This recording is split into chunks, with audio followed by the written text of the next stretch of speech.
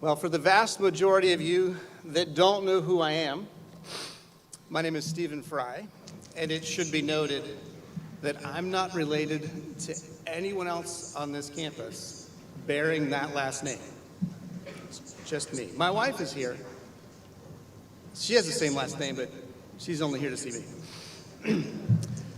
So I work in the Geneva College Foundation down over in Alexander, and I've been here for 2 years and 11 days. As Dr. Traup recently said, I have just started my junior year here at Geneva.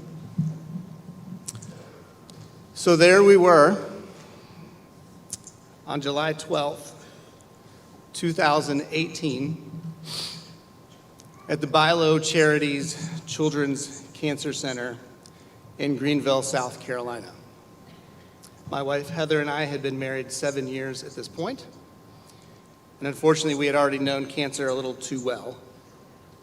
We had 3 children. They were 6, 4, and 2.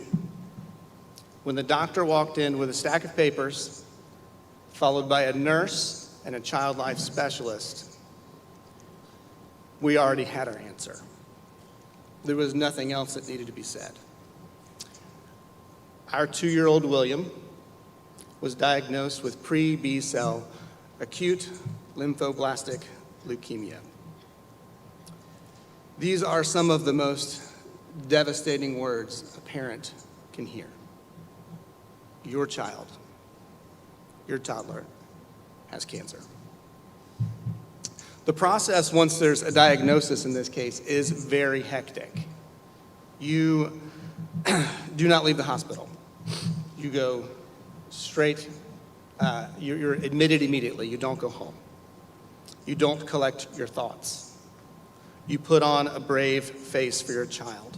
It is your job to keep them safe. It is your job to make them comfortable. It's your job, as best as you can, to even make them happy. They're about to experience surgery and chemo, blood transfusions, platelet transfusions. They're going to wake up at 3 a.m. and want tomato soup and Doritos blue chips.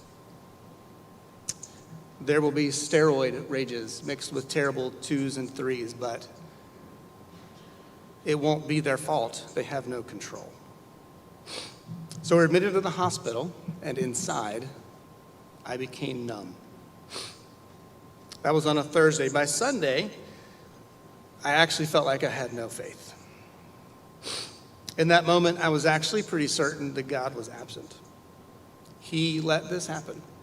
He let Heather's parents get cancer and pass away. He let my dad get cancer. And I just wanted nothing to do with him in that moment. And actually, by the next day, my emotions had changed, but they had changed more to anger. You see, when you have a loved one that is sick and suffering, the easiest thing to do was to stay in the room with them, to take care of them, to do what they need. It's easy to forget your feelings and thoughts and emotions. The hardest thing actually is to leave, to go out of the room. And I had to go home that night to take care of a few things, and I fell apart. I lost it. Through my tears, I questioned God fervently. Why William?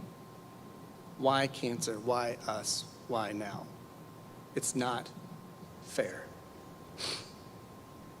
But our church and our friends and our family, they were praying for William, and they were also praying for his parents. And God started calling me. On Tuesday, a friend texted me Psalm 69, 13 through 18. But as for me, my prayer is to you, O Lord, in an acceptable time, O God, in the abundance of your steadfast love, answer me in your saving faithfulness. Deliver me from sinking in the mire. Let me be delivered from my enemies and from the deep waters. Let not the flood sweep over me, or the deep swallow me up, or the pit close its mouth over me. Answer me, O Lord, for your steadfast love is good. According to your abundant mercy, turn to me. Hide not your face from your servant, for I am in distress. Make haste to answer me. Draw near to my soul. Redeem me. Ransom me because of my enemies. On Thursday, a pastor came to visit with us and read Psalm 33, to which I was able to cling to verses 20 through 22. Our soul waits for the Lord. He is our help and shield. For our heart is glad in him, because we trust in his holy name. Let your steadfast love, O Lord, be upon us, even as we hope in you. Even in the midst of not being able to come to the Lord with my own praise, he was giving me these prayers through his word. And then something strange occurred.